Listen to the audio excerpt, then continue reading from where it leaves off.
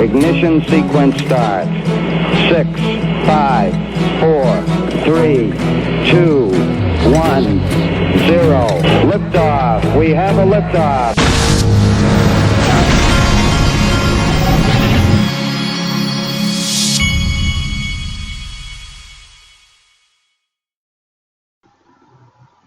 Hey everybody, this is the Digital Asset Investor. Yesterday I was telling you that I had pulled my lower back, and then I got on the treadmill and I walked it off. It was feeling better this morning. It wasn't as bad sleeping last night, and then I woke up, and then I was walking in my house about 30 minutes ago, and I was carrying some things and I tripped, and I didn't fall on the ground, but I tripped just enough to try to catch myself, and when I did, it kind of jarred my back again. And so now I feel like I'm back to where I was when I woke up yesterday morning. And so it's time to get back on the treadmill. After I do this, I think that's what I'm going to do.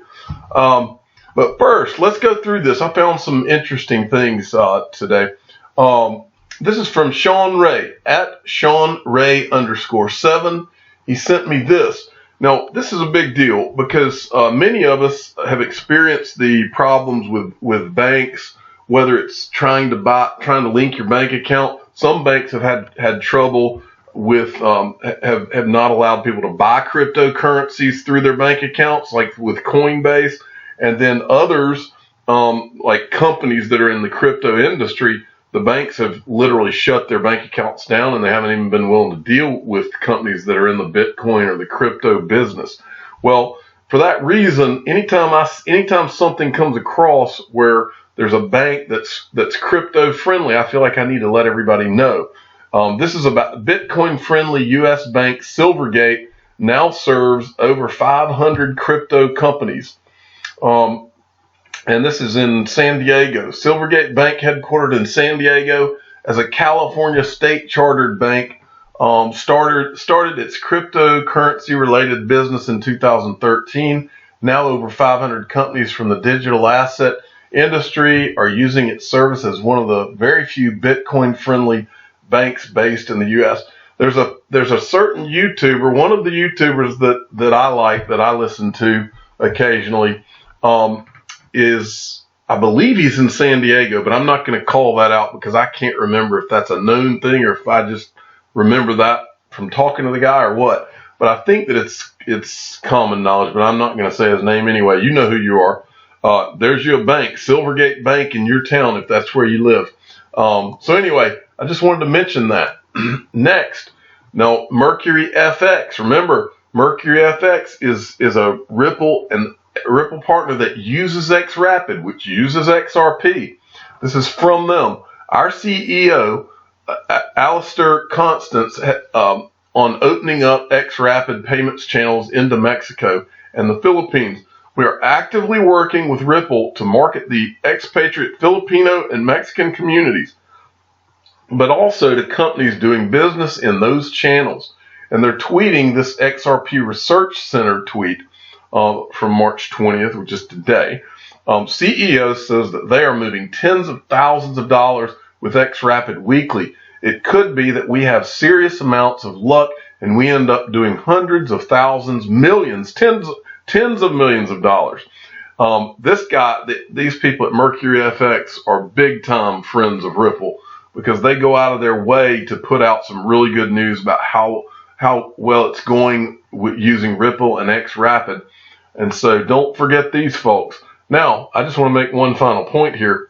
This is just one company. He said if he's lucky, they could be sending tens of millions of dollars. That's one company, folks. What's going to happen when we have 10 companies or 50 companies or 100 companies or 1,000 companies sending money through XRP around the world, folks?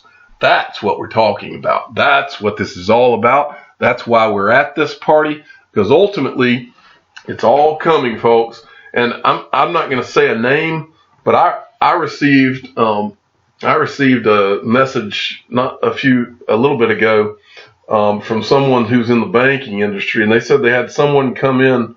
I believe they said it was someone with IBM, and They were talking to someone there, and the guy was saying how they had just gotten into blockchain, and how basically they were saying the cryptocurrency, they were asking them how they felt about cryptocurrencies, and I believe Stellar, since the IBM blockchain is supposed to use that. Well, they were saying that right now they're not too keen on it, because right now things are manipulated, and the values are not truly represented. The values, what they were saying is basically the values should be more in line with 80% higher than they are right now. And that once regulation comes in, a lot of that will start to look right. And then I guess the inference was then, I'm not saying IBM, by the way, I'm not saying IBM is saying that. I'm just saying this is one person's opinion. Okay. But anyway, all right, moving along. Opinion. When U.S. falls into a recession, a credit bubble will explode. Now, I've said this a lot. Nothing was fixed from the financial crisis. The only thing that was done is they've kept interest rates way, way too low, almost at zero, just to keep up the appearance of a healthy market in the United States and worldwide. That is going to disappear, and disappear very quickly, because at some point they're going to be forced to raise those interest rates. And when that happens, yes, credit bubble will explode. I see people all the time that should not be driving fancy cars that are driving fancy cars. All around me, I see this. I can't tell you how many people that I know that are driving ridiculously priced cars, not because they need it, just for the pure show of it. And when I start seeing a lot of that type of thing, it leads me to a pretty obvious conclusion. I think that a good portion of the world lives on credit, and lives in such a way they're not worried about the savings side of things. They're more worried about today and what people see, and the perception that they put out today. I'm a little more old school than that, but I see it all the time. But if they talk in here about credit cycles, and then they mention something that ought to ring true with all of us here. Well, first let me show you this chart.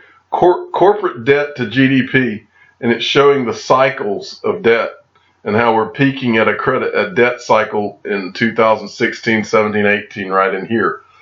We peaked, last time was in 2008. What does that remind you of?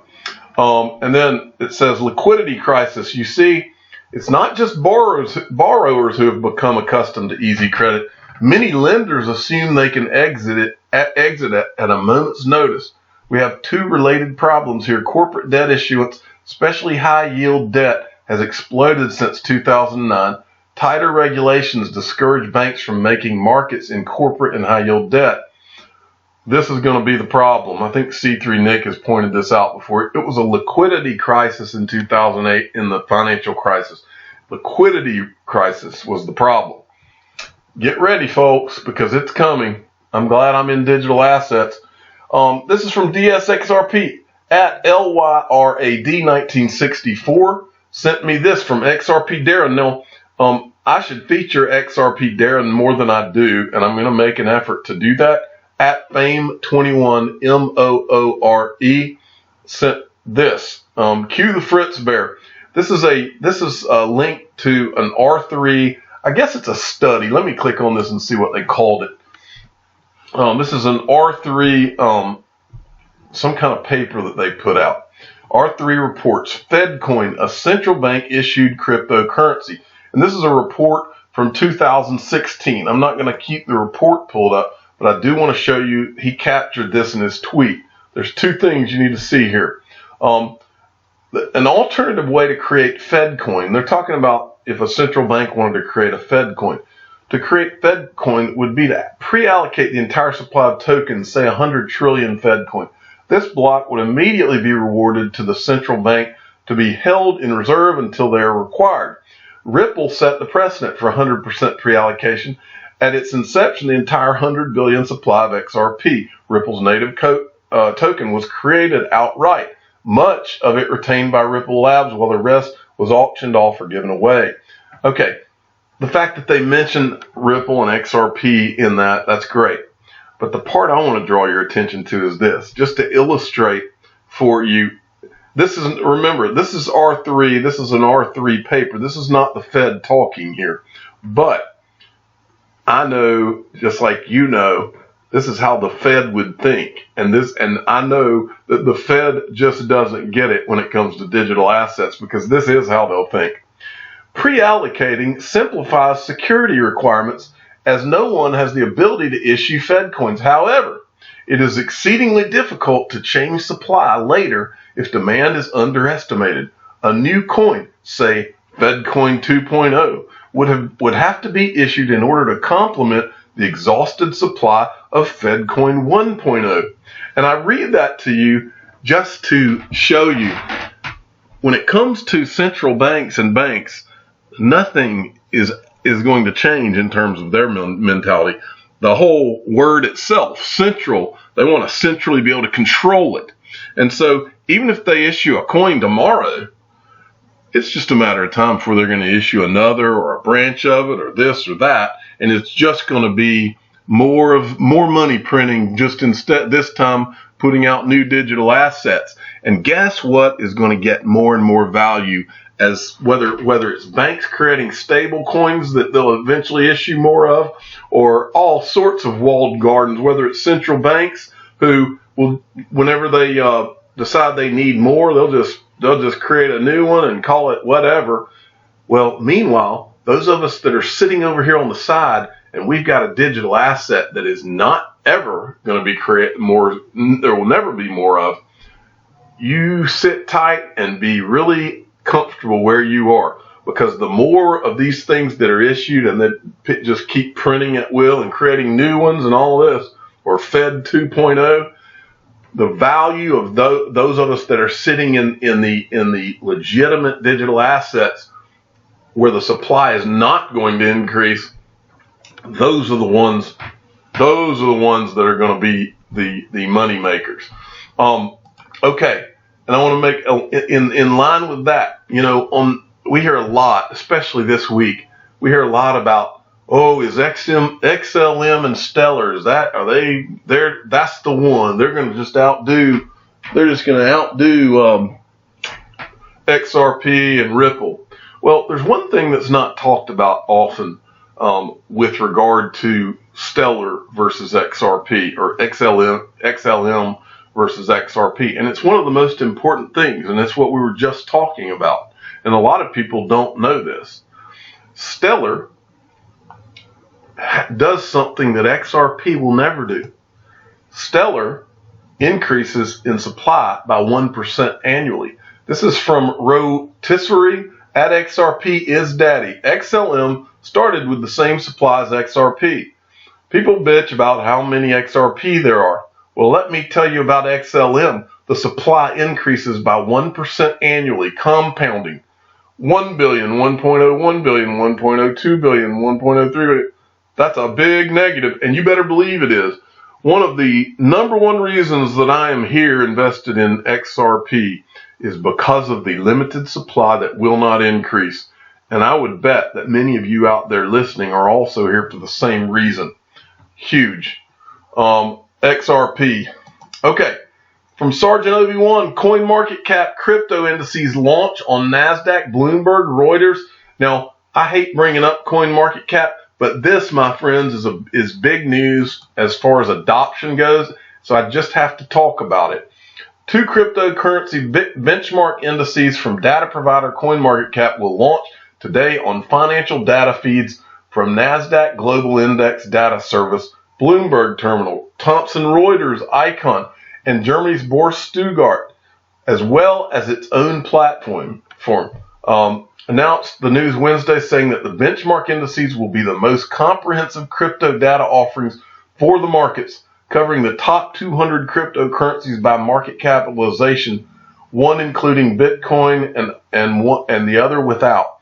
So, folks, all the groundwork is being set. The table's being set for all of this to go crazy, and it's going to happen, folks. Okay, and next, this was from C3 Nick. ICE, which is the owner of the New York Stock Exchange, tweeted this out. The world's top producers of natural gas, crude oil, blueberries, U.S., coal, wheat, beer, China, coffee, oranges, sugarcane, Brazil, gold, Russia, and Bitcoin, China, from C3 Nick. I thought that was funny. That made me laugh today. Good stuff. And finally, remember, we're passing the XRP torch. It was passed to me from at Kryptonian_23 Superman, and I just passed it to C3 Nick. Thanks for the XRP torch, man. I just sent 22 XRP to C3 Nick. Choose wisely. Now, I was sent 21, and then my job is to send out one more. So 22 to C3 Nick. So he'll send out 23 to the next guy. And every time we do this, we're trying to get this same tweet and everybody keep retweeting it.